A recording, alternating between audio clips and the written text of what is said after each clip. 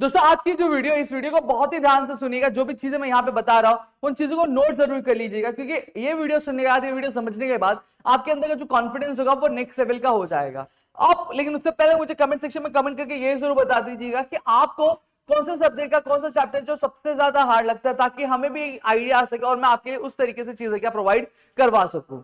चलिए वीडियो में आगे बढ़ते हैं और समझने की कोशिश करते हैं। अब यहाँ पे अगर मैं बात करूं तो बहुत सारे मेरे ऐसे दोस्त होंगे जिनको अब ये थोड़े दिन बाद घबराहट होना शुरू हो जाएगी कि भैया मेरे जो बोर्ड एग्जामिनेशन है, मेरे बोर्ड एग्जामिनेशन बहुत टफ जाने वाले, क्योंकि मेरा पढ़ के कुछ नहीं हुआ है, या फिर मेरा पढ़ के तो हुआ है लेकिन मेरे अंदर वो कॉन्फिडेंस नहीं आ रहा है, मेरे अंदर वो चीजें नहीं आ रही है। तो देखो मैं एक चीज यहाँ पे कहूँ कि वो जो डर है आपका, क्या फेल हो जाओगे या फिर आप को मार्क्स बहुत कम आएंगे या फिर आपकी चीजें बहुत खत्म हो जाएंगी। देखो सबसे पहली चीज अगर मैं बात करूं, अगर आप एक अच्छे तरीके से पढ़ते तो आप फेल होने का डर तो पहले ही खत्म कर दो। क्यों मैं फेल होने का डर खत्म करने के लिए बोल रहा हूँ, रीजन क्या है। देखो सबसे पहली चीज मैं आपको बताऊं कि जो गवर्नमेंट ऑफ महाराष्ट्र है, ठीक है, वो यहाँ पे खुद नहीं चाहते कि किसी भी स्टूडेंट को वो क्या फेल करे, किसी भी स्टूडेंट का ईयर ड्रॉप हो या फिर गैप हो। अब आप सर ऐसा क्यों कह रहे हो, देखो मैं ये ऐसा इसलिए कह रहा हूँ। देखो सबसे पहली चीज अगर मैं बात करूं पहले के टाइम पे अगर मैं बात करूं तो आपका जो फेलिंग परसेंटेज जो होता था 12th स्टैंडर्ड का वो बहुत ज्यादा हुआ करता था, और जो अच्छे जो टॉपर्स हुआ करते थे वो 75 78 के अराउंड क्या इर्द गिर्द घुमा करते थे। रीजन क्या था, रीजन ये था कि उस टाइम पे कंबाइंड रूल नहीं था। क्या नहीं था? कंबाइंड रूल नहीं था। कंबाइंड रूल क्या होता है ऑलरेडी मैंने बताया, जहां आपका इंटरनल और रिटर्न का मार्क्स लेकर के पासिंग का निकाली जाती है। सही बात है। पहले ये चीज नहीं हुआ करती थी। पहले क्या हुआ करता था, पहले अगर कोई स्टूडेंट को पास होना है तो इसको इंटरनल में अलग से पासिंग निकालनी पड़ती थी और फिर उसके बाद उसको रिटर्न में अलग से पासिंग क्या निकालनी पड़ती थी। अगर ये दोनों में से किसी में भी वो पासिंग अगर नहीं निकाल पाता था तो वो फेल कंसिडर किया जाता था, उसको एटी क्या डिक्लेयर कर दिया जाता था। बट जब गवर्नमेंट ऑफ महाराष्ट्र ने देखा कि भाई ये रूल की वजह से तो क्या हो रहा है कि बहुत सारे बच्चे फेल हो रहे हैं, बच्चे पास ही नहीं हो पा रहे, तो उन्होंने रूल में थोड़ा सा चेंज लाया, रूल में थोड़ा सा मॉडरेशन लाया। समझ में आ गया? जहां पे उन्होंने क्या लाया, इंट्रोड्यूस किया, फिर कंबाइंड रूल इंट्रोड्यूस किया। अब ये क्यों किया? क्यों? इसलिए किया ताकि जो बच्चे वो फेल ना हो, वो आसानी से क्या हो सके, वो पास हो सके। और दूसरी चीज अगर मैं बात करूं तो ये जो पीडीएफ मैं हमेशा आपको दिखाता रहता हूं, आपने हमेशा देखा होगा, मैं वीडियोस में यूज करता रहता हूं कि पीडीएफ डिक्लेयर किसने की है, Maharashtra state board of secondary higher secondary education, यानी खुद गवर्नमेंट ऑफ महाराष्ट्र द्वारा क्या रिलीज की गई है, जहां पे आपको हर एक चीज बताई गई है कि आपको एबीटी में क्या पूछा जाएगा। देखो पहले हम जो हुआ करते थे, हमें इतनी चीजें क्लियर नहीं हुआ करती थी कि एबीटी में क्या पूछा जाएगा या फिर इंटरनल्स में क्या होगा क्या नहीं होगा, ये चीजें नहीं क्लियर थी। बट अब देखोगे जो गवर्नमेंट ऑफ महाराष्ट्र पूरा क्लियर करके देता है कि क्वेश्चन पेपर पैटर्न जो है फर्स्ट टर्म एग्जामिनेशन का ऐसा ऐसा होना चाहिए। फिर उसके बाद अगर मैं बात करूं जो एबीटी है वो कुछ इस तरीके की रहेगी, जहां पे आपको एमसीक्यू 4 मार्क्स का पूछा जाएगा, फिर कंप्लीट द सेंटेंस 4 मार्क्स का पूछा जाएगा, फिर फाइंड आउट मैन आउट या फिर अरेंज प्रॉपर 3 मार्क्स के लिए पूछा जाएगा, और फिर केस स्टडी 9 मार्क्स के लिए पूछा जाएगा। ये चीज आपको यहाँ पे पूरी कंप्लीटली क्लियर करके दी गई है महाराष्ट्र स्टेट बोर्ड द्वारा। समझ में आ गया? जिससे बच्चों के अंदर एक कॉन्फिडेंस बूस्ट, एक मोरल बूस्ट हो कि वो आराम से चीजें क्या कवर कर सके। समझ में आ गया?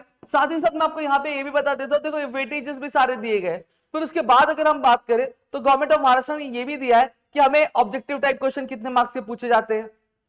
ठीक है, ऑब्जेक्टिव टाइप क्वेश्चन कितने मार्क्स के पूछे जाएंगे, मतलब इजी लेवल के। फिर मॉडरेट जो शॉर्ट आंसर्स है, मॉडरेट लेवल के क्वेश्चंस कितने परसेंट पूछे जाएंगे। फिर उसके लॉन्ग आंसर यानी जो हाई लेवल के क्वेश्चंस होंगे कितने परसेंट। अब यहाँ पे भी आप देखोगे तो 65% जो है वो आपके क्या मॉडरेट, मतलब जो शॉर्ट आंसर्स होते हैं वो, और 25% आपका कौन सा आंसर है, आपका जो एमसीक्यू यानी सबसे सिंपल वाले। अगर दोनों को मैं अगर प्लस करता हूं तो सीधा सीधा हमें क्या देखने मिलता है, आपका जो 90% तो आपका सीधा सीधा सिंपल तरीके के क्वेश्चंस, मॉडरेट लेवल के क्वेश्चंस क्या पूछे जा रहे हैं। हार्ड लेवल का सिर्फ कितना है, 10%। ये क्यों रखा गया?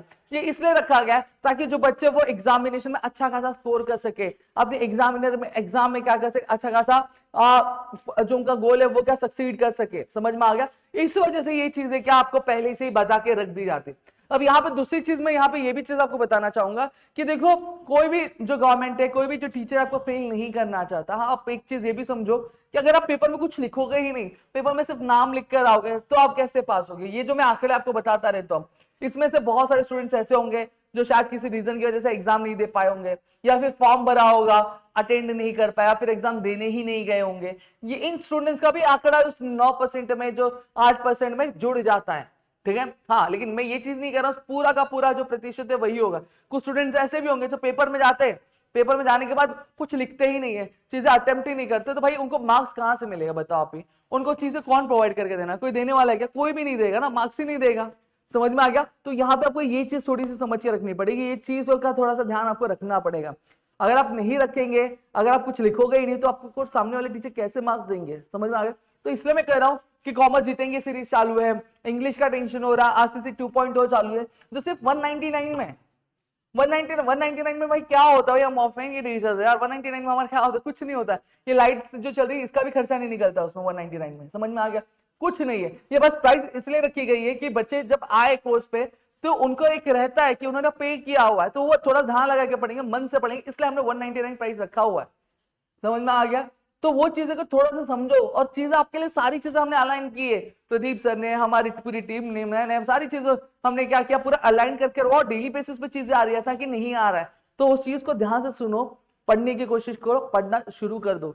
समझ में आ गया? यहाँ पे मैंने पूरी चीज आपको बता दी है। गवर्नमेंट ऑफ महाराष्ट्र खुद चाहती है भाई पास हो, उनकी भी कंपटीशन है दूसरे वाले स्टेट से कि भैया अगर उनके स्टेट में अगर बच्चे ज्यादा फेल हो रहे होंगे और बाकी जो वाले स्टेट में बच्चे ज्यादा पास हो रहे होंगे, तो कहीं ना कहीं चीजें इनकी भी तो रैंकिंग खराब होगी।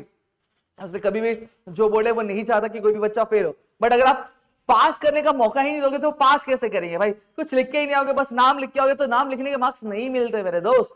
समझ में आ गया? मेरे ख्याल से आपको चीज समझी होंगी, जो डर है वो थोड़ा सा कम हुआ रहेगा। पढ़ना शुरू कर दो मेरे दोस्त, पढ़ना शुरू कर दो, ठीक है? तो मिलते हैं हमारी अगली वीडियो में, तब तक के लिए घर पे रहो, सुरक्षित रहो। चैनल को सब्सक्राइब नहीं होगा तो चैनल को सब्सक्राइब कर दो, अपने दोस्तों के साथ शेयर करो, ताकि इसे और कई सारे वीडियोस में आपके लिए लेकर आ सकूं। मिलते हैं अगली वीडियो में। जय हिंद दोस्तों।